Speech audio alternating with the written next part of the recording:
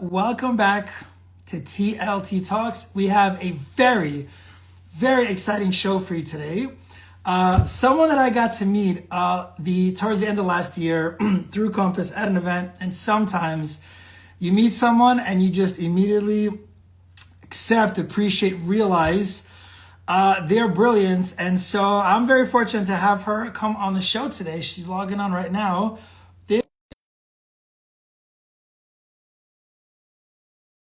25 years of leading, coaching, speaking, a former professor, an award-winning writer.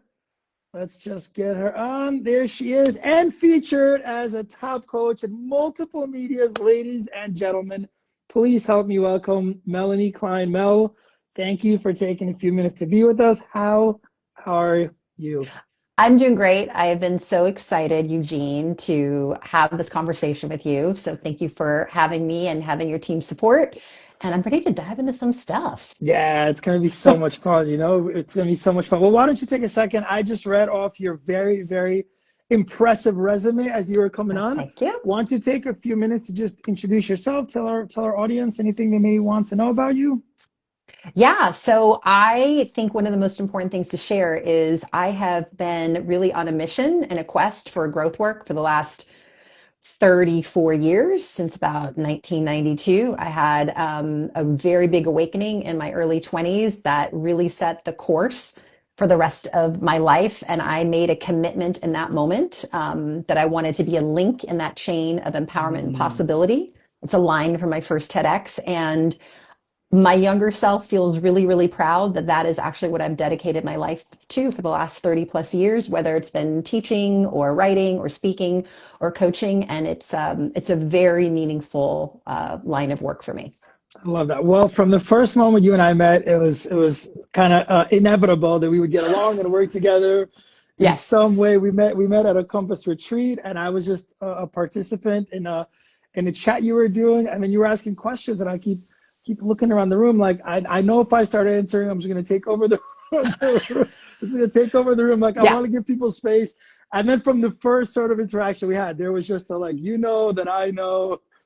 Yeah, it was so it was the Connect the Dots event in That's right. October That's in New right. York, and I had the pleasure of co-leading that with Ari. And I have Mm. to say, Eugene was off to my right, and I was asking questions, and he was that student in the class that had all the answers, and he had the consciousness. What I loved that you just said, Eugene, that you were also very conscious of how much space you were taking up, Right. and you wanted to make space for other people. And between your answers and that high level of self-awareness, I immediately thought, okay, this dude is so legit. And by the end of my session, I remember I would just look to you. I was like, hey, dude, you want to come up here and go do this with me? That's so much fun. Because It's so good. yeah, It's it's just so good. it is a deep recognition. And I think that's something else that I see in people. I will be able to very, very quickly, I can hone in on who a person is. There's just a Yeah. very intuitive force that's Yeah. operating. Yeah. And yeah, you endlessly impress me. Well, ditto. Well, absolute ditto. And here we are. So obviously we got to know each other a little bit. We love to Yep. have fun. All Yes. work and no play is no life for me. Why don't you share a fun fact about yourself with our audience? Okay, speaking of having fun, that joy is one of my highest values, and I really do love having a great time. And so when I was younger and I was in college and we did not have the internet and there was no cell phones and we all had a lot of time on our hands, I would come home from class and my best friend and I would spend hours prank calling That's people, and amazing. we called ourselves the Jerky Girls, and I had a whole cast of characters and different voices. And I got to tell you, Oh, some that's of brilliant. some of those prank calls lasted years. I was freaking committed. Yeah, I was That's committed. great. All right, Yeah. ladies and gentlemen. So let us know what you think. Maybe at some point next quarter, the quarter after, maybe we do the show again. Yep. And we tackle any other thoughts. And then the last 15 minutes of the show, we just prank call people. Maybe that's. Right. I'm down. We've I never am done it down. before, but we love to try new things. And so why not? Why not? All right. Well, that's so great. Right. Yep. Well, let's jump in. We do the show for about 30 minutes. There's about 20 something minutes left. And while that might seem like a long time from the first conversation Mel and I had, We were like, yo, if no one put a clock on us, we can go for like 10 hours. Easy. Like Yes. Yes. light work. So let's start with this. I thought the things you spoke about in your connected dots presentations, all that stuff, it's so near and dear to my soul. I love your mission. Mine Thank is you. similar. My cup gets really full when I'm able to help people move forward. And you know, people often would ask me, what do you love about real estate? And my answer would typically surprise them. Nothing. There's absolutely nothing about real estate that moves me. It's the people. It's my vehicle for whether it's internal on our team or the clients we serve or the vendors we work with, it's just strategic partners, whatever it is. It's just my vehicle to work with people and help people move forward in all different ways. So one of the things that I think is really interesting is our appreciation for human psychology and the way patterns work and all that stuff. So a big area of focus that we're working on with the team now is clarity, right? You know, a common phrase is with clarity comes power and energy. One that I heard pretty recently that was just said a little different that I really love, fuzzy targets get missed. Yeah. So you had spoken about something that I thought was really good. It's just know where you are, know where you're about to go, and you broke down something in your planning annual seminar thing, which I attended, which is really cool. As you're embarking in a year, just know what kind of year you're about to have. I thought that was so powerful. So if you could share that construct, that would be Yeah. great. First of all, I love Eugene drops mad knowledge and he's got great sound bites. I'm already like I'm in heaven. But for that, you know, one of the things I do with my planning, and then I'm going to get to your question is like, right, I like to start with what is the word of the year? What is the theme or what is the arc that creates the tonality and the benchmark for year? Then I go to intentions, which are a little more specific, but still a little general. Then I go into goals. And so that's how I've traditionally sort of broken things down. So there's multiple layers of clarity as you were talking about. But last year, as I was thinking about it more and getting ready for the virtual business planning that you attended, I said, you know, I think I need to create another layer of clarity. And I want to be clear with people that there are different kinds of years. There's different engineering and mechanics. One is, you know, just maintaining your momentum. You've built a lot, you've scaffolded, you've executed, and you can go into the new year going, I'm going to continue to feed this. You can't let it go fallow. You can't let it go stagnant, and you feed it. The second is kind of what my year last year was, which was a growth year. It's like, okay, I'm going to be doing some building. It's going to take a little bit more effort and work. And then there's a third level, and this is really like expansive and, you know, takes it to an exponential level. And that is a quantum leap year. A quantum leap year has entirely different mechanics, mindset, energy, and actions than any of those other years that I described. A growth year is something I would tell people maybe you do every couple years, and then you have a year or maybe two of fueling the momentum, and then you go to the next, you know, sort of plateau or the next level. But a quantum leap year, and I know that you understand this because you've done so much inner development and professional development work, Eugene. Quantum leap year is when you set a goal that is so audacious that the timeline that you have to execute and the results that you get do not match with the time period where you literally 10x whatever, and people sit there and first of all they probably are going to naysay you and tell you that it's not possible, and then when they see the results are like, what did you actually do? Is this Yep. magic or something? Yep. And Yep. so those are the ways that I distinguish it: a momentum year, a growth year, a quantum leap year. And the reason I added that is because I found sometimes people were setting goals and intentions that did not actually make sense for the station or Right. place that we're at in life and business. Right. So do not pick a quantum leap year when really your capacity or bandwidth is more aligned for a Right. momentum year. Right. And so I feel like that's another way of setting people up for success, that you're getting more clarity, more transparency, and you're really honest with yourself. Oh my God, it was so good. I totally stole it. You mentioned it. I totally, as we did our 3-day goal setting seminar for the year, and we just finished what I feel was a quantum leap year.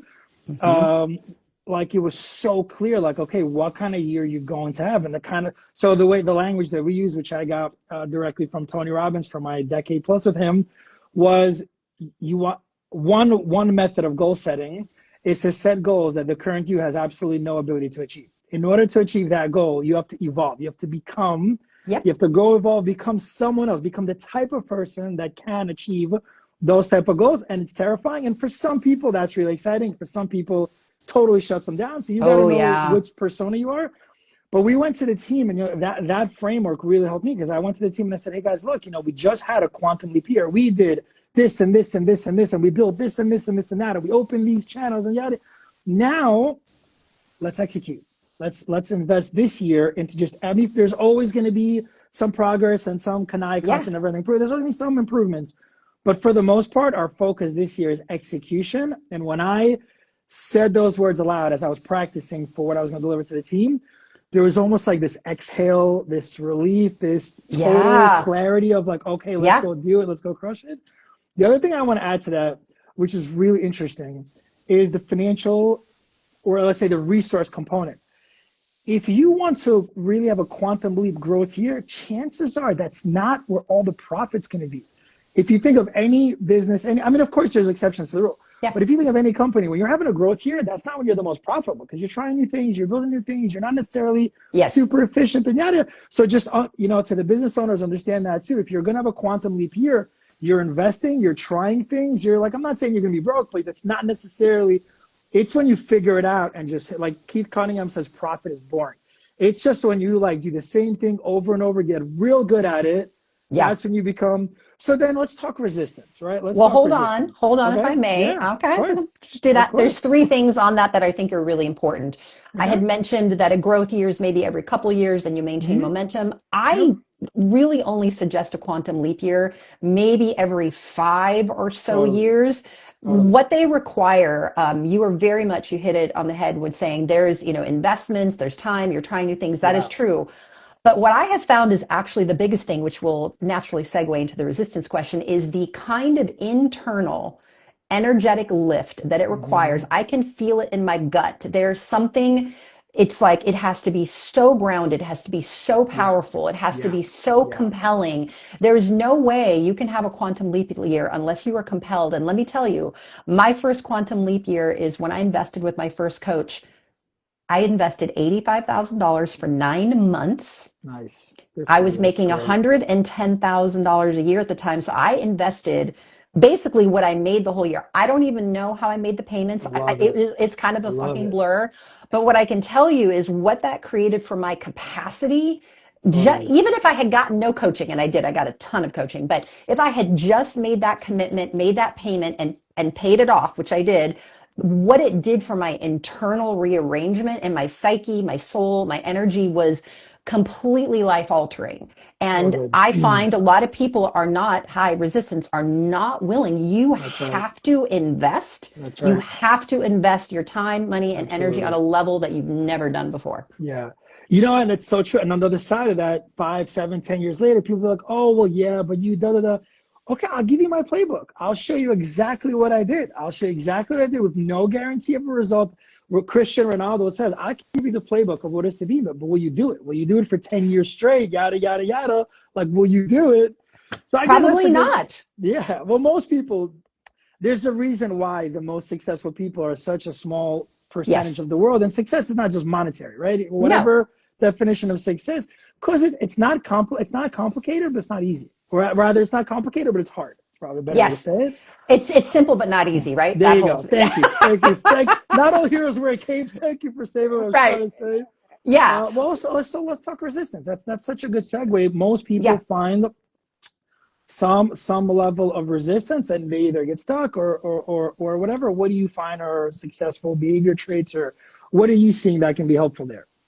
Well, I think, first of all, anyone who remotely knows me and those who are getting to know me now, like the work that I do is very integrative, and I know it is for you too. And perhaps, Eugene, people see you as a leader, successful, realtor leading a team, but I know, and I knew immediately, I was like, this dude has gone in deep and understands it is mindset, it is psyche, it is consciousness work, it is somatic work, it is nervous system regulation, it is being aware of energy, it is being mindful about the words we use. So the primary resistance that people have, they might say that it's some, inner narrative or something they've taken on, but that's not the complete picture. Usually the resistance is something that's felt in the body and it feels so unsafe, but all it is a set of chemical reactions and various, sensations in the body. So my meditation practice that I've had for 26 years now is Vipassana meditation. And I've gone on multiple 10-day silent meditation retreats and really been able to get into feeling the subtle body energy and understanding the physical sensations and cues that let me know I'm about to hit a terror barrier. And then I understand how to navigate that. And so with my clients, when I work with them, because I have done this work myself and I understand how to be that, I'm able to walk through that with them, because usually a person is hit with a certain sensation or a feeling in their body, and that cues up a certain mindset. And so then Yep. that diminishes the action. So that is what I Yep. find to be the greatest form of resistance. So true. So true. It's like we're wired. You know, Joe, I'm sure you know Joe Dispenza. So Yes. I love his work. Ironically, when I Yep. was in New Zealand with Tony, Joe was his main guest. I had no idea who he was at the moment, at Hmm. the time. And it was a visceral trip where you do all these Yeah. crazy things. And I was terrified of heights then. Oh, And I knew one of the things was going to be bungee jumping. So we're all out for drinks. And I see the guy, Joe, who I just saw speak earlier today. I pulled him aside. I had a tequila with him. We're the just chatting guy, up. Joe. The guy, that's literally in my mind. I was like, this guy, Joe, you know? Right. And the content he provided was, so, I mean, I love content. I did seminars for 15 years and I Yeah. love this stuff. And his content was so empowering and so complicated for me to like ingest for whatever reason. So I sat down with him. I'm like, listen, I know theoretically that like everyone's going to bungee jump and everybody will be fine. I know there's a higher chance of getting into a car accident, yada, yada. I get all this theoretically, but why am I still so terrified? And we had this whole conversation and it was everything starts with your physiology. And so like, you're not even Yes. scared. You're not scared the most when you're jumping out of the plane. You're scared the most when you're just thinking about it, which creates a certain Yes. physiology. Yes. And so it's so true. And it's like, and part of the lymphatic work, the nervous system work, the Yep. NLP, all that stuff, you learn as an individual to manage your physiology and how your body reacts. But it's like for all of it, even what you just said now, okay, so, you know, you want to be as successful as not cool. All you got to do is invest 90% of 1 year's salary into personal growth. All you got to do is go hit up a couple 10-day silent retreats. So if I was sitting across the Yeah. table coaching an agent, they're like, hey man, I really want success. I'd give them that prescription. And out of 1,000 agents, how many of them Mhm. do it? How many of them Right. sign up and take those pills? You know, like, Small, first of all, but that's also why I put it out on a drip. I know yeah, exactly, like, I will not overwhelm and immediately share all of that yeah, because it's a lot. But also, yeah, I will tell you, and I know it's true for you, and I'm assuming, but all the work that you've done, the people that you lead get the benefit of, like, yeah, you and I have put in decades of work, decades, yeah, hundreds yeah, of thousands yeah, of dollars yeah, into our growth. And so we are able to, I think, very much transmit that over to for people so sure. they don't have to. And to be quite Yeah, honest, that's why you're team lead and that's why people pay me that's for right. that experience and expertise. Now, That's with right. that, Pema Chodron also, I'm a huge advocate of her work. People can go read that. She talks about the same conversation you had with Joe Dispenza about, like, maybe just don't name the sensations in your body. If you Right, don't name them, they don't turn right, into thoughts, they don't right. turn into actions. And I can tell you, one of my big up levels during that first year of coaching with that first coach of mine, I remember laying in bed at one point in the fetal position for hours, repeating, I have the courage and capacity to hold this expansiveness. I was Mm, literally shaking physically. I had to burn off the shakes. I was terrified of what I was doing. I had gone from living in a rent control apartment in Santa Monica to moving into a place that was 3 times as much money, 3 times as large. It was so physically, financially, mentally expansive. I felt lost in it. And I yeah. repeated that over and over. I fell asleep with that in my head. And I woke up the next day and the shakes were gone. And I felt like I had opened my eyes and I had entered literally a new dimension. Good for you. I'm sure. I don't know if you've heard. I was going to say I'm sure, but I don't want to make assumptions. So in the Tony world, he talks about this concept of burn the boats, and so that's a thing I navigated for many years. Like just put yourself in a position where there's no back door. He also talks about this: if you can't, you must, which Yep. so powerful. Like the thing where It's there's the really maximum powerful. resistance. Oh my God, Mel, we have 7 minutes left. I know we're going I to don't do want to it. rush through everything. I knew it was going to happen. Why don't we finish this point? I have one more question, and then maybe we just do a part two next month. We'll pick a date that works for Yeah. you. Because I Perfect. also I feel like we're having such good high level chat, but I want to give the audience something tangible they could use. Yes. So what about this? I think this could be a really good talking point. Let's say someone is starting to do the work, Yep. wherever level they are, and they encounter resistance. If this person was sitting across the Zoom or the table from you. You guys were having a conversation or feeling some level of resistance. Is there a go-to tool that you recommend when you're Yes. feeling resistance? So maybe you could share a few of these tools that people can actually use. Yep. I've got three or four and I'll go through them quite quickly. The Sure. first thing that came to mind is something that I love by the work of Byron Katie. I'm not Mm, going to paraphrase hers she's exactly. great. Yeah, you all She's can look it great. up, but she'll ask like, is this true? Mm, Is this really true? How do I know this to be true? And when you walk yourself through those questions, a lot of times the resistance is coming from a feeling that has triggered a story or a narrative. And when you start yep. to do that, you start to use your rationality and your reason to begin to quell what's happening in the nervous system. So So that's, powerful. yeah, So that's powerful. one. Two, to proactively, right, deal with resistance before it happens.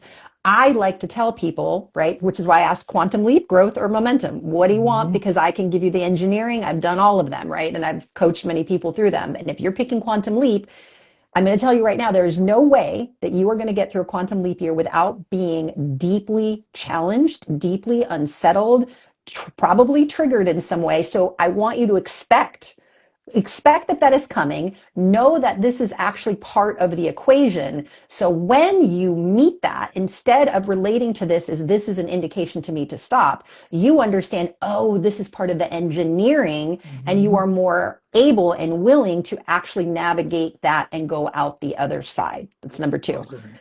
Three, I really I like people to on the daily, if needed, during that kind of a year, check in with their depth of belief. And I don't know if I shared that when you were connect the dots, but you can set goals, you can decide a quantum leap year, it can intention growth, whatever. But if you don't believe that, you are going to have a really hard time meeting that. When I Hmm. signed up with that coach and I made that investment, I was compelled. I was clear why. I'm like, I'm a single mom. I'm the primary earner. And I also am financially responsible for a lot of people. And I always knew I would be the one who would make a huge breakthrough in my family of origin and my lineage. And so when that presented to me, I go, this is my ticket. This is my ticket. And so I was so compelled and I believed deeply. I believed it so deeply that this was my destiny that I took it all the way forward. If you do not believe in your goals, or if you are not over 51% belief, you are making it a lot harder. So check yourself daily. Do I believe in what I'm intending? Am I still in the depth of belief in relationship to my goal? They need to be tended. So that's another thing that I would suggest. So good. Byron Katie is awesome. I got to meet her also through Tony. She's so good. We got to see a lot. She did the work with multiple people. Yep. It's so powerful. When you just remove, it's almost in a silly way, it's like Men in Black, the flashy thingy. You know, like Yes. if you just remove certain stories, how everything about what you do, what you feel just changes. Yep. It's so that works. So that's tip number one for everyone is if you're feeling some level of resistance, Yeah. just Google Byron Katie. There's a worksheet. It comes up Yep. almost immediately. You can chat GPT, you can Google it, whatever. That content is free. You can 100% go on YouTube and find videos of Byron Katie. Yep. So good where you feel resistance. Even if it doesn't feel like real resistance, if it just feels like you're not recognizing its resistance, but for some reason you're just not succeeding, or you're just not motivated, or you're lacking discipline, or whatever it looks like. This framework is so powerful. Eugene, one Uh, more thing. Sorry, yes, because you just please. said No, all something good. that I thought of. So you said maybe you don't feel it, maybe you don't think you are, but things are not clicking. Maybe things are not, the goals aren't happening, or maybe they're not at the speed. One, you might have to be flexible and go back and check. Hmm. Maybe I set goals for quantum leap year when I actually should be in a momentum year. Exactly. So that's where you Exactly. realign. Very The good. other thing is, if you're like, no, but I am clear, this is it, then you have to also ask yourself, oh, maybe that this is not working because I'm in resistance somewhere and I'm not Hmm. aware of it. So ask Right. yourself, what part of me, or where am I, or how am I in resistance? And you pose that question to your brain a couple times. Maybe you don't get an answer right away, but like pose the question, let it hang there in your consciousness. Make sure that you have some space, even if it's while you're driving. Don't put on the podcast.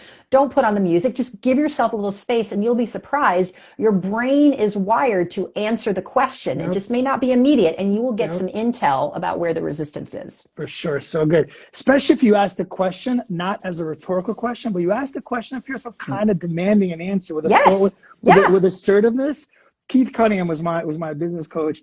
He talks about there's one thing that's so powerful that we really just don't leave space to do anymore, and that's just think. Turn off all the electronics, ask yourself a Yes. question, and just leave space to think things through. Oh my God, Mel, I I want to be here know. for 7 more hours. I know, me too. Well, we will certainly, guys, we'll definitely do a part two, maybe 3, 4, 5, and we'll see. Any closing thoughts, anything you want to leave people with until the next time? We'll pick up from where we left off here, but anything you want to leave people with? Yeah, I think this might be a great jumping off for next time. For me, the thing that has been the most inspiring about working with realtors, entrepreneurs, and doing this work is I've spent decades in growth and personal development, meditation retreats, right? Jumping over fires, all the things that we do. And I have found entrepreneurship is the most powerful catalyst for confronting ourselves. Because if we want to be sustainable and we want to be successful by whatever metric, we cannot avoid doing that inner work. It will be the greatest fuel for our success. So that has been incredible for someone who's always been a seeker, to be in this Aha. space. That's Yeah. great. Mel, well, thank you so, Yeah. so much. Thank I you. very much look forward to future coffees and dinners and cigars and more of these. And if, in case you don't already know it, let me say you are brilliant. I get to meet so many wicked smart people. And Thank what you've you. achieved in such a short period of time, relatively speaking to, 90-year-old professors or whatever, really just brilliant. And the way you help humans, it's heroic. So Thank keep you. going. Keep And you're going. legit, Eugene. You are legit. Look forward to next time. Thank you. See you. Have a good one. Bye.